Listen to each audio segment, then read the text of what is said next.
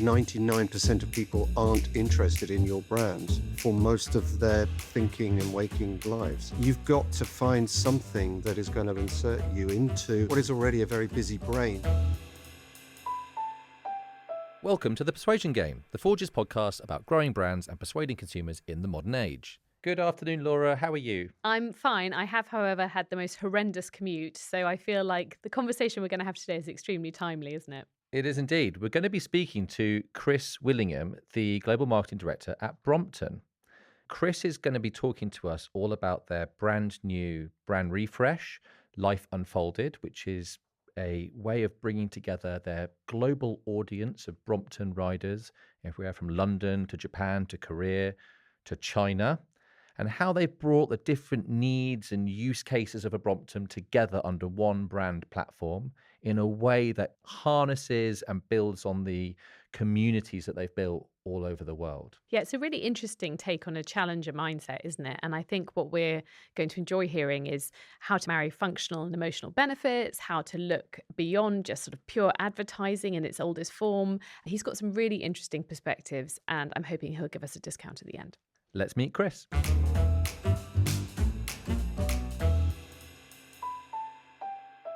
And just before we hear from our guest, a quick ask from us. We'd love it if you can tell one person about this podcast in the office or on a call today, or leave us a 5-star review and a rating wherever you listen to your podcasts. Okay, here's the interview. Chris, welcome to the Persuasion Game. So happy to have you here.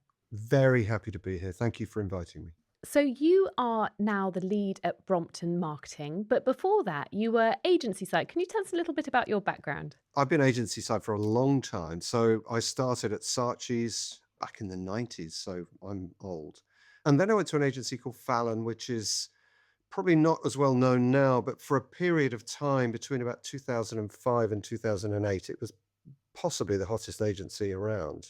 And so I was fortunate enough to be given the leadership role on Sony Electronics. So we did Sony Balls, which was quite a famous campaign, and Sony Paint, which was similar, and also Cadbury Gorilla, which is still remembered as being one of the best or most popular ads 20 years later. So that was a really golden period. It was a whole lot of fun. Incredible. And then you moved on to a role in Asia, which is where we didn't overlap, but could have done. Yeah, no, that was a very purposeful move to explore the world. And my wife and I just decided it was now or never. We just had our first child, and he was very portable. And then I got headhunted to go to Portland, Oregon by Wyden and Kennedy, who are a wonderful agency, still one of the best around. And they have the Nike account globally. So my role was global director on Nike for 3 years, which was just phenomenal. And then I jumped the fence from agency world into client world, and I took on the role of CMO at RM Williams, which is a boot brand in Australia. Fantastic. And then back here and to Brompton. Yeah, so family brought me back, and it was time for the kids to go into high school. So perfect timing to come back. And Brompton was the thing that popped up. I mean, it was kind of a dream, really, because what I found over my many years in the business is that when you work with brands that you genuinely have an affinity with, that experience is so much more rewarding. I mean, it's transformed my life, and I would say that, wouldn't I? But as somebody who has to travel quite a long distance to Greenford, where the factory is, I ride, and then a little bit of a train journey, ride again, and then another bit of train. And it's so much fun. Yeah, I think it really is a best of both, isn't it? You know, public transport, you can be dry and get there quickly. Cycling, you get the kind of wind in your face and you feel absolutely exhilarated. Combine the two and you kind of absolutely winning. And I think I saw some of that in the materials that was shared with us about the kind of some of the insights around the new campaign that you've kind of put together. I guess that's a big part of the job since coming into Brompton. Was it the Life Unfolded campaign? Do you want to share a little bit about how that's come together? What I should probably do is just take a step back and just give you a view of the brand that I encountered when I walked in the door. And it's fascinating because in London, we think of Brompton as a commuter bike primarily. It's a way to beat the traffic, and it's a shortcut. Whereas in Asia, where the majority of our business is these days, it's very much a sort of leisure accessory. So people tend not to ride the bike during the week. They tend to do it at weekends in groups. The community in Asia around Brompton blew my mind. I mean, there are hundreds of thousands of people who come together to ride Bromptons across China, Japan, Korea, and they do it because they want to be part of a community, but also because it's a great thing to do at weekends. It's a collective joy that they have going out on these rides together. Sometimes we organize them, but most often we don't. They self-organize. So you've got these two very distinct use cases, and it was quite hard initially to think of how we could unite the brand under one sort of global long-term positioning. And what we got to eventually was some thinking that really came out of a lot of conversations with people inside the business, but also a lot of customers on both sides of the world. The key really was to transform from an engineering company, which is, engineers love the products they create. They spend their lives creating these things, and they really want to talk about them in communications. I found this with Sony as well. But that's not always what people want to hear. What people want to hear is, how is this product going to enhance my life in some small way? It's that thing from being product centric to customer centric, from being feature led to benefit led. And that was the journey we went on. For the first time, really, we switched the balance and focused much more on the customer benefit. And this really was revealed by talking to people who've had the bike for years and who love it and who use it on a daily basis. And the way they speak about the joy it brings them, the freedom it brings them, is really contagious. And you need to find a way to express that. And that's probably the most compelling way to bring new people into the brand, when they can actually understand why others find it so valuable and so life enhancing. So we eventually got to Life Unfolded, which was a switch really, because the bike is very compact and that's a big selling point. The magic really happens when you unfold the bike. And the company had been focused for 50 years on the folded version as being the big selling point. So the switch was really to look at the unfolded bike and the joy that brings. The smile appears on the face when you make the last click and everything just falls into place, and then off you go. And so that really was where we got to. Life Unfolded represents not just that product truth, but also a human truth about when you're in your unfolded state, you're kind of the most open, the most true to yourself, the most free. And that really resonated when we tested it, both in China and in Europe. So it really landed well. I've got a couple of questions here because this is so interesting. I mean, the first is that you were finding these fans who were organically creating these communities. How did you pick up on those signals and sort of delve in from a research perspective? Quite carefully, because it is quite a delicate relationship. As a brand, you mustn't tread too heavily, particularly when something has been created by people kind of organically. But we do have connections into these communities, and therefore, through those connectors, we asked for people who to come forward and give us their point of view, and they came in droves. I mean, they weren't short of opinions, and it's only then that as a new person, that I really realized the importance of this product in people's lives. I mean, it's above and beyond 95% of inanimate objects in terms of its importance and how people personalize it and how people speak to it. Most Bromptons have a name. Yeah, that's when it really landed. Like, this is so powerful.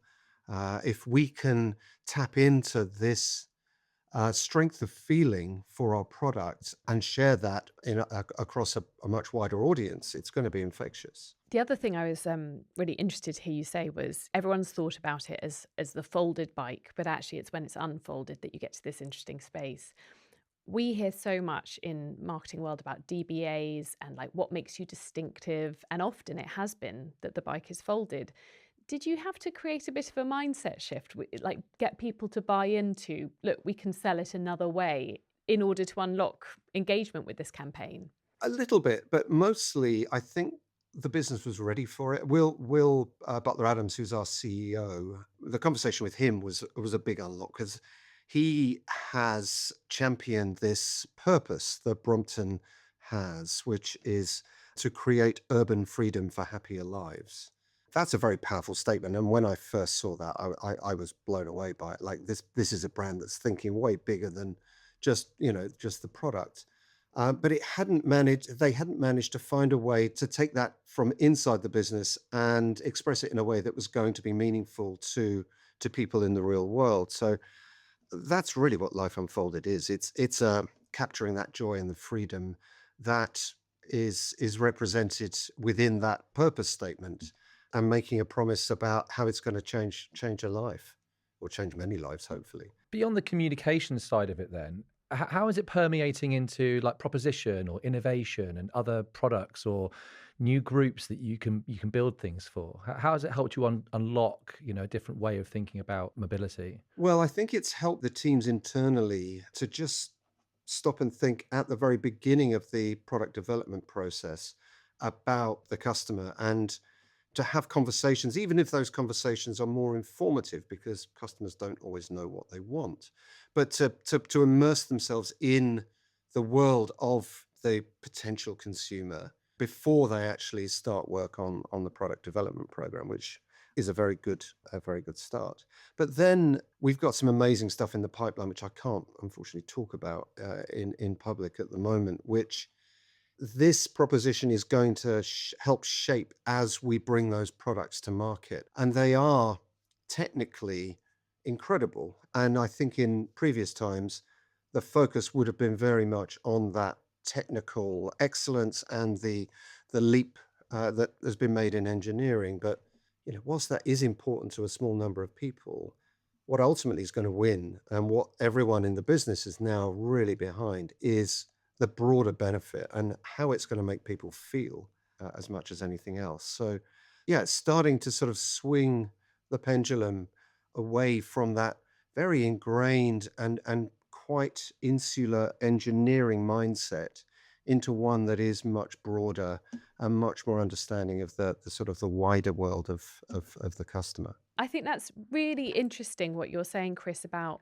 laddering back to a benefit. And from that conversation we were having up front, that was the genius of the Sony ads as well, wasn't it? Actually, you were showing this sort of joy unleashed, but also you were very clearly showing the capability of a Sony TV to capture color, experience. How do you try and embed that thinking with people where you get to a more benefit orientated perspective rather than just the functional thinking? I think it's just an understanding of what people actually want to engage with, and you don't need me to probably tell you that 99% of people aren't interested in your brand for most of their thinking and waking lives. You've got to find something that is going to insert you into what is already a very busy brain, thinking about all these other important sort of things going on in a person's life. What I've learned over the course of time, and I started work at Saatchi in the 90s when persuasion was very much the way of communicating. It was very much brand down. And it's, we are going to tell you about something and we're going to keep telling you about it until it sort of wedges its way into your head. And we're just going to blitz, the TV stations with this message. But then what we discovered at Fallon was, increasingly the level of engagement was just falling through the floor. And there had to be a better way. And that was almost to sort of leap over persuasion and just get to something that's more in the realm of branded entertainment, really, but something that is genuinely going to cut through and be of interest to people, or at least be entertaining and not beating people over the head with the message. People are pretty smart. I mean, the takeout from that Sony ad was, Sony brings great color into my life. That was what we wanted people to think. And the thing about the Cadbury Gorilla, which was a bit more difficult perhaps for people to decode, but many of them got it, even if they couldn't articulate it. It was all about joy. I mean, the whole premise was to make the comms as entertaining and as joyful as eating the chocolate. And even if they couldn't articulate it, that's what they felt. And it's how do you make people feel something is ultimately, most advertising taxes you, in a very logical way, and people don't like to think. But if you can tap into an emotion and again, this is not new news, that connection tends to be a lot more powerful. And that's what I hope we're going to be able to do with Brompton and Life Unfolded. Yeah, I mean, I saw the show reel of the Brompton bike, the Life Unfolded, the 30-second piece you had, and as an ex-cyclist, it was pure joy. I turned to Laura, I was like, Laura, I need to buy a Brompton. I honestly have to go and Love get one it. of these bikes. But what was so brilliant about it was that it challenged my initial perception about what the Brompton brand was about. Like, it really looked like a diverse, global, more international audience. And that tension you mentioned at the beginning between the kind of two audiences, I really saw the other side of it, and it just, yeah, it sort of brought that unbridled joy, and I think it really did deliver on what you were trying to do there. Well, thank you. I think it's really interesting to think about London, the perception of a Brompton rider in London, which tends to be older white male. And My then, dad, well, yeah, and I proudly qualify so. as well in that sector now. But there are a lot of people outside of that, particularly in the East, where it's much more female and much younger. Again, we've got to marry those two things together. I hope we can bring some of that fun and community-based love for the brand over to Europe that exists in China, but also we need to bring a bit of what is very powerful here. So the more functional stuff around durability, a Brompton will last you for a lifetime, reliability, quality, craftsmanship. We need to bring a bit more of that over to China because otherwise that fun that is what people say in China when we ask them about the attribute that they most associate with Brompton. It needs to be underpinned with something much more substantial and long lasting. Otherwise, there's a danger it'll be a fad. And I'm fascinated again that you mentioned you work for Nike. Nike have always been absolutely brilliant at fostering community events and really use that to kind of underpin a premium. How do you see that working in your 10-year plan, this idea of building community, building sort of shared experiences? How will that help you maintain a premium? It's going to be even more important as we enter the realm of agentic AI, and yet another sort of human touch point is mostly removed as agents talk to agents. And so for me, real life, we are an in real life brand. I mean, we are very proudly ridden on the streets and pathways. That means I think we have a duty to bring people together and give them an experience that is really worthwhile and very representative of the brand. So we do things called the Brompton World Championships every year. We do it in London, we do it in Shanghai, and others have popped up all over the world. Ones that we part organize or just leave to the local people, and it those are Brompton races. People are encouraged to dress up. They're not taken very seriously, but it's a great opportunity for people to come together for a day or two and just spend time with each other. This isn't new news. This has been going on for hundreds of years.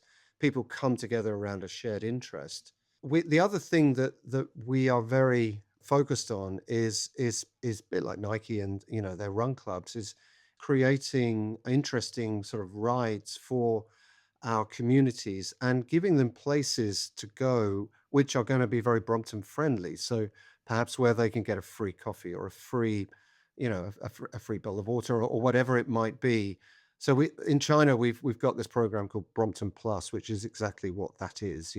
It is Brompton plus a load of local neighborhood bars, restaurants, cafes that you can create rides to connect up with. So that sort of thing works really well. That is fascinating because we do a lot of work with things like demand spaces, which I'm sure you're familiar with. I think what you're saying is actually if you can think about a way to augment the experience, like discrete experiences, even if that doesn't feel like sort of completely your heartland, you can create a perception of value because the experience of riding the bike is amplified by being a member of Brompton. You can go and you can have this better experience when you're riding the bike. So true. I mean, yeah, I don't think I could express it any better than you just have. Have you seen the demographics of your London audience start to shift at all, like towards the kind of younger, kind of more community but focused groups? Definitely from a demographic perspective, we are bringing a younger cohort in to play now. It's great to see it. But I think, we're still very keen to get more women riding Bromptons. There is a safety issue that women are very aware of, particularly in big cities. So we are lobbying local councils across the world, actually, for better and safer cycling infrastructure. And London's on board. I mean, Sadiq Khan is a Brompton rider, and Paris similarly is really focused on bringing up cycling first approach to navigating cities. So you can see it happening, and that's what I would love to see over the next 5 years or so, is just more women coming to our brand, but just coming to cycling more broadly. I know, some of my friends who've had some really bad accidents. And I think it's so interesting that you are really looking at that holistic picture, working with government and infrastructure, and kind of really thinking about what are some of those barriers to joining, rather than just trying to push on the emotive cues. It's kudos for sure. Oh, thank you. I mean, Line bikes have actually been a big benefit in many ways. They've got people who ordinarily wouldn't ride bikes onto bikes, and we applaud that. It's good for everyone, I think. It's certainly good for cities. That's interesting. I would have thought you were a bit challenged by Lime bikes.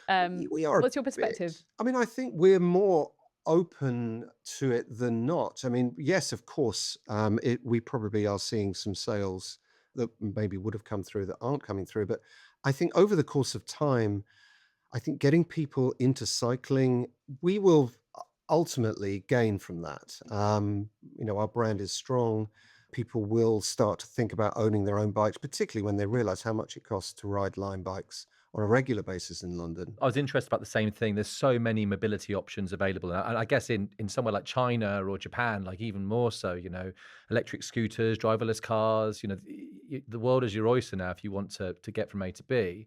Have you had to think quite carefully about like exactly where you fit into that kind of picture, and the types of consumers or the types of people that would make for good customers, and ones that, can you tell us a little bit about how maybe you've kind of gone about that? Urban mobility, it's a catchphrase, and it's spawning new businesses and new products all the time. China is amazing. I don't know if you've been to China recently, but it has changed so fundamentally since I first went there 10 years ago. Now everything is own brand electric cars, pretty much. You don't see many Teslas. It's done wonders for the air quality in those cities. Their transport systems work so much better than most in the West. And so I think where we're getting to is, yes, we can compete in that space, but the folded bicycle sliver of the overall bike category is only 2%. We're a big fish in that 2%, but ultimately we're pretty small. So we are starting to think about how we expand into other forms of bike, but also we're thinking beyond bicycles as well, because who knows where we'll be in 10 or 15 years time. I mean, they're trialing flying taxis in the US. So, you've got to start thinking 10 years ahead. To bring a Brompton to market from scratch can take it up between 5 and 7 years. Are you saying I might get my Marty McFly hoverboard? I tell you what, we would love to be the first hoverboard manufacturer. Wouldn't that be the most amazing thing?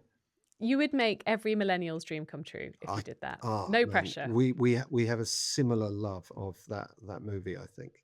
I honestly, I've talked about it in meetings. That would be the ultimate dream, is to bring a hoverboard to market. Amazing. Chris, I wonder if I can just ask you a little bit about purpose, because I was really struck by the way you described your purpose, which is very clearly linked to your product. But you've also talked about duty and, the kind of role that you have to play in a sort of very purposeful fashion. That kind of language doesn't feel super fashionable at the moment. In fact, some people have actively sort of walked away from it for a variety of reasons. What's your perspective on what a purpose today can unlock for a brand? I mean, it is very divisive these days, isn't it? But I mean, you have to be authentic. I mean, this is again a cliche, but you have to be authentic. It has to be tied to your product and what your product can actually achieve, even if that has a degree of ambition sort of ladled on top.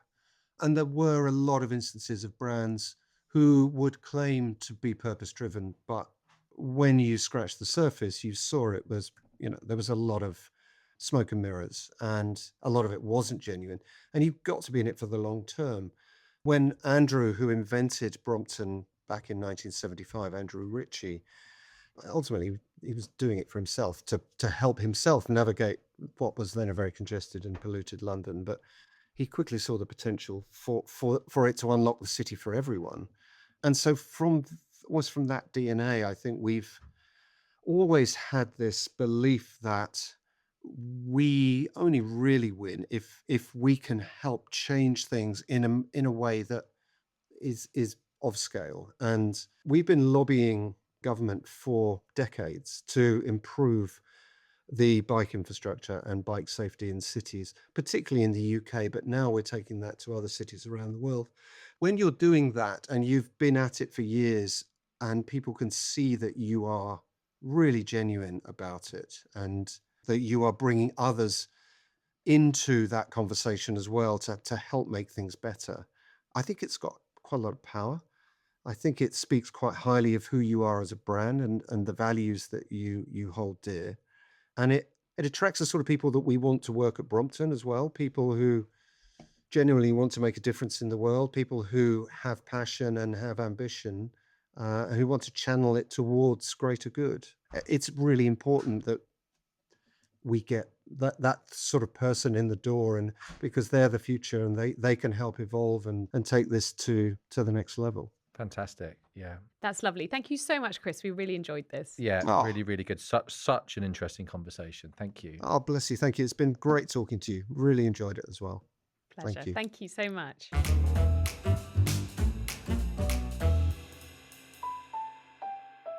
So, Laura, what did you think? I thought that was great. What was really striking to me was the way that Brompton are looking at the opportunity is not about them.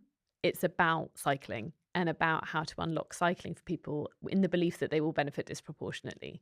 So It's a real category leader approach, isn't it? It is, which is amazing considering they probably aren't actually. They are the sort of interesting, niche, expensive challenger, but they are thinking about how to improve the occasions for people, how to make the roads safer, how to educate new users, a really holistic look at all of the different sort of joys and pain points that you could address within that world of cycling, and then kind of bringing it back to the brand, which to me just felt like a very generous way of looking at things. Yeah, and I think it goes even one step further. I think that they are using the Life Unfolded platform to think about like, what products are we going to create, and what does this allow us to do in terms of a proposition, and what should we be doing in 10 years or 20 years or 30 years? I mean, the fact that he's already talked about a Marty McFly hoverboard in I consider that a verbal contract, by the way. Yeah.